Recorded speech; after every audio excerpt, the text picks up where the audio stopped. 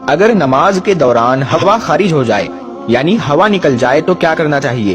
کیا نماز کو فوری طور پر توڑ دینا چاہیے، یا نماز پڑھنے والا جماعت سے الگ ہو جائے، یا پھر نماز کو جاری رکھا جائے؟ نماز کے دوران ہوا نکلنے سے آپ کو کیا ملتا ہے اور آپ کے لیے اس کے بدلے میں کیا ہے؟ آج کی اس ویڈیو میں ہم آپ کو بتائیں گے، اور اس کے ساتھ ساتھ ہم آپ کو کچھ ایسی باتیں، ایسی چیزیں بھی بتائیں گے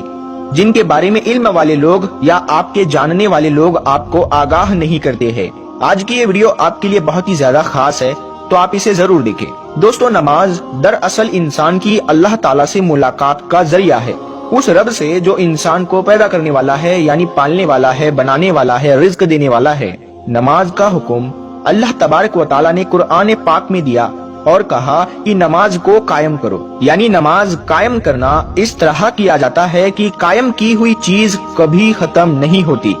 یعنی جب روزانہ 5 مرتبہ آپ کو مسجد کی طرف پکارے تو اللہ کی بارگاہ میں جا کر پیش ہو جائے اور اس بات کو اپنے ذہن میں رکھا جائے کہ دراصل آپ اللہ کے گھر جا رہے ہیں۔ اللہ کو آپ کے قیام، رکوع اور سجود کی ضرورت نہیں ہے، بلکہ آپ کے دل کے اندر جو تقوی موجود ہے کہ آپ اس دو جہاں کے رب کے سامنے پیش ہو رہے ہیں۔ اللہ تعالیٰ انسان کی وہ نیت اور اس تقوی کو دیکھتا ہے۔ پہلے دوستو، جب کسی انسان کے دل کے اندر یہ خیال بیٹھ گیا اور ایمان کی حد تک بیٹھ گیا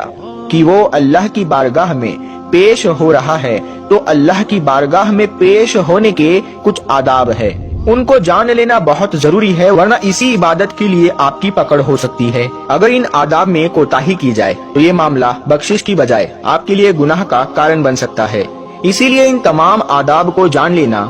بہت ہی ضروری ہے۔ دوستو، نماز کے لیے جس جگہ کو چنا جائے وہ پاک اور صاف ہونی چاہیے، یہ ہر مسلمان کو پتا ہوتا ہے۔ آپ جہاں کھڑے ہو کر نماز ادا کرے وہاں روشنی ہونی چاہیے، اور آپ کا رخ یعنی آپ کا منہ قبلہ شریف یعنی خانہ کعبہ کی طرف ہونا چاہیے۔ انسان کے جسم پر کسی قسم کی کوئی ناپاکی یعنی کوڑا یا گندگی نہیں ہونی چاہیے،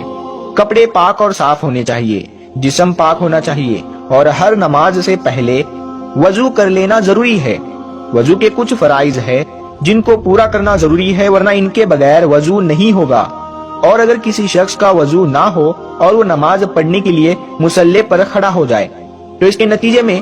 ہوگا یہ کہ نماز نہیں ہوگی۔ دوستو، جب وضو کر لیا جائے اور کوئی شخص نماز ادا کرنے کے لیے مصلی پر کھڑا ہو اور نماز ادا کر رہا ہو تو اپنے اس وضو کا خیال رکھے، کیونکہ اگر وضو ٹوٹ گیا تو اس کے نتیجے میں نماز بھی ٹوٹ جائے گی۔ اور اس سلسلے میں سب سے اہم مسئلہ اور